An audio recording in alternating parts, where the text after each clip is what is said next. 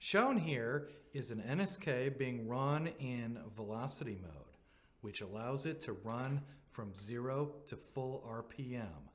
This is the first test we perform on the NSK. We are now putting it into torque mode. In this mode, which is used in the CMP tool, we want to see if it will control torque.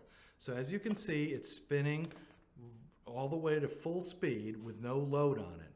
And as you see one of our people holding it, he can stop it when the torque setting is set low, and as it increases, the more torque it takes for him to slowly stop the motor until finally he can't stop the motor and it continues spinning with full torque. This is our test of the CMP NSK.